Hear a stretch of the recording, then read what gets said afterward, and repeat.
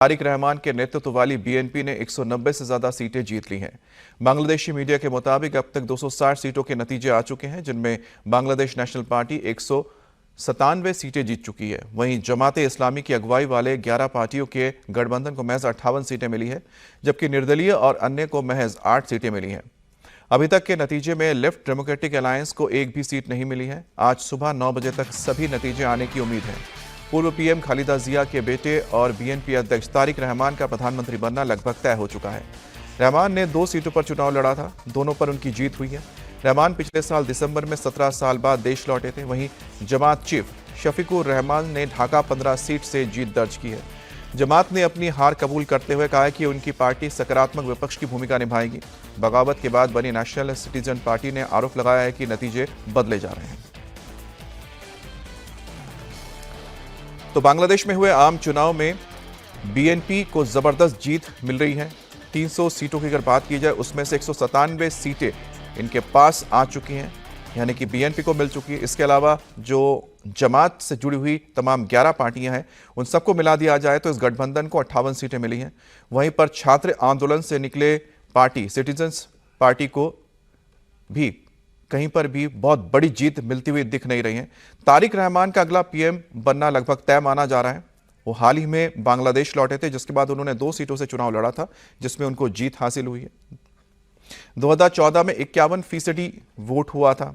2018 में 82% वोट दर्ज किया गया था और 2024 में 41% वोट हुआ और 2026 में, यानी इस बार के वोटिंग में अगर देखा जाए तो परसेंटेज करीब 60% के करीब पहुंचता हुआ नजर आ रहा है।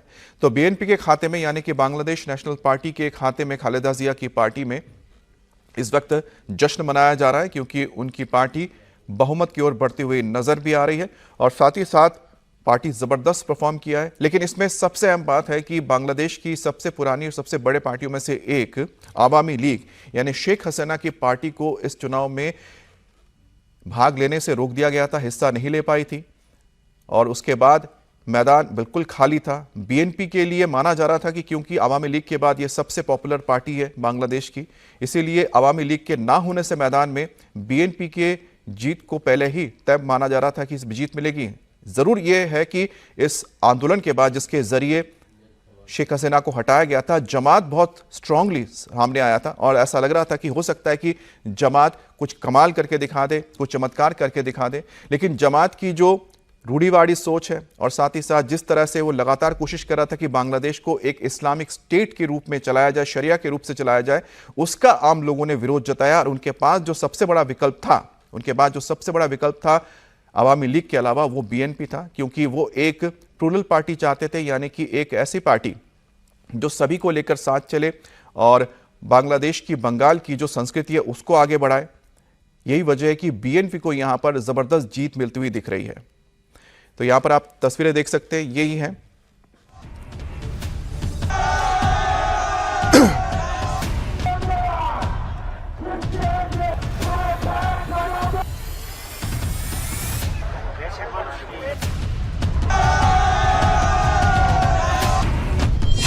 तारिक रहमान के हाथों में बांग्लादेश की कमान।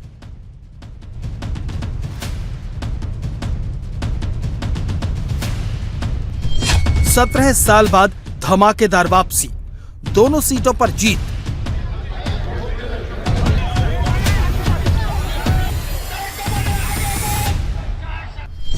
बीस साल बाद बांग्लादेश की सत्ता पर बीएनपी का डंका।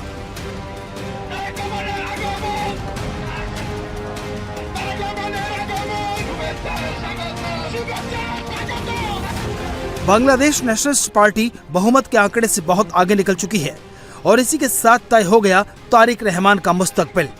ये तय हो गया कि तारिक रहमान बांग्लादेश के अगले प्रधानमंत्री बनेंगे।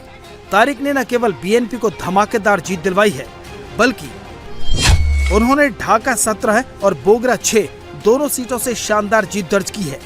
तारिक रहमान की जीत बांग्लादेश की राजनीति में बड़े बदलाव का संकेत मानी जा रही है। तारिक रहमान को राजनीति विरासत में मिली है। उनके ऊपर इस राजनीतिक विरासत का सही उत्तराधिकारी साबित होने की चुनौती है। 20 नवंबर 1965 को ढाका में जन्मे तारिक रहमान बांग्लादेश के पूर्व राष्ट्रपति जियाउर रहमान और पूर्व पीएम खालिदा जिया के बेटे हैं। उनके पिता ने बांग्लादेश की आजादी में निर्णायक सैन्य भूमिका निभाई और उन्हें अनाउंसर ऑफ द लिबरेशन भी कहा जाता है। 30 मई 1981 में उनकी हत्या के बाद मां खालिदा ने पार्टी की कमान संभाली और बांग्लादेश की पीएम बनी। अब जिम्मेदारी तारिक रहमान के पास है। तारिक के पास राजनीति का पुराना अनुभव है। हालांकि 2008 में वो तत्कालीन केयरटेकर सरकार को ये भरोसा देकर देश के बाहर गए थे कि वो राजनीति में हिस्सा नहीं लेंगे। भ्रष्टाचार के आरोपों के चलते तारिक को देश छोड़कर जाना पड़ा था। इन 17 सालों में तारिक रहमान भले ही देश से बाहर रहे हों, लेकिन वो राजनीतिक गतिविधियों में लगातार शामिल होते रहे। लंदन से ही कई बार उन्होंने पार्टी की रैली और बैठकों को संबोधित किया। इस बीच 15 साल तक बांग्लादेश में शेख हसीना का शासन रहा। रहमान को अपनी वापसी का कोई रास्ता दिखाई नहीं दिया, लेकिन 5 अगस्त को बगावत के बाद शेख हसीना ढाका छोड़कर दिल्ली आ गई और रहमान की वापसी का रास्ता तय हो गया। लेकिन इससे पहले उन्होंने सियासत का अच्छा खासा अनुभव कमा लिया था। रहमान ने ढाका के शाहीन कॉलेज से ग्रेजुएशन करने के बाद राजनीति और अंतर्राष्ट्रीय संबंधों का अध्ययन किया। 1980 के दशक उन्होंने कहा है कि 1971 के बिना बांग्लादेश की कल्पना नहीं की जा सकती। रहमान के लिए ताज कांटों भरा है, क्योंकि सबसे पहले उन्हें बांग्लादेश की उन कट्टरपंथी ताकतों से जूझना है जो इन चुनावों पर ही सवाल खड़ा कर रही हैं।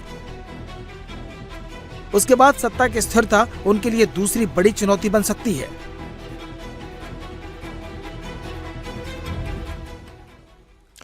और बांग्लादेशी मीडिया की ओर से एक ताजा अपडेट आया, वो आपको बता देते हैं। अब तक 260 सीटों के नतीजे आ चुके हैं, जिनमें से बांग्लादेश नेशनल पार्टी यानी कि बीएनपी यानी खालिदा जिया की पार्टी को 260 सीटें मिल चुकी हैं। वहीं जमाते इस्लामी की अगुवाई वाले 11 पार्टियों के गठबंधन को महज 52 सीटें ही मिली हैं, जबकि निर्दलीय और अन्य को महज 5 सीटें मिली है। तो कुल मिलाकर देखा जाए तो तारिक रहमान, उनका अब पीएम बनने से उन्हें कोई रोक नहीं सकता। उनका पीएम बनना तय माना जा रहा है तारिक रहमान का, क्योंकि उनकी पार्टी बीएनपी को 207 सीटें मिल चुकी हैं। और अगर कुल मिलाकर देखा जाए 299 लगभग 300 सीटें हैं बांग्लादेश के पार्लियामेंट में। उसमें से बहुमत का आंकड़ा जो आता है वो करीब 150 से ज़्यादा आता है, जबकि उनकी पार्टी को 200 से ज़्यादा सीटें मिल चुकी हैं। तो ऐसे में माना जा रहा है कि बस ये महज औपचारिकता है कि बहुत ही जल्द जब सारे काउंटिंग पूरी हो जाएंगी तो बीएनपी को जैसे ही घोषित कर दिया जाएगा विजेता के तौर पर, उसके बाद तारिक रहमान का प्रधानमंत्री के रूप में शपथ लेना बस एक महज औपचारिकता रह जाएगी, क्योंकि उनकी पार्टी का सत्ता में आना तय हो चुका है। दूसरी तरफ देखा जाए जिस तरह से जमाते इस्लामी ने अपने इस पूरे प्रचार के दौरान भारत के खिलाफ लगातार उन्होंने मंच से आह्वान किया, लोगों के बीच में भारत विरोधी लगातार बातें करते गए। उसके बाद भारत की नज़र पूरी बनी हुई थी इस आम चुनाव में बांग्लादेश के ऊपर। लेकिन जिस तरह से तारिक रहमान की पार्टी और उनके नेता को ज़बरदस्त समर्थन मिला है, उससे माना जा रहा है कि एक बार फिर से दोनों देशों के बीच जो रिश्ते हैं वो सामान्य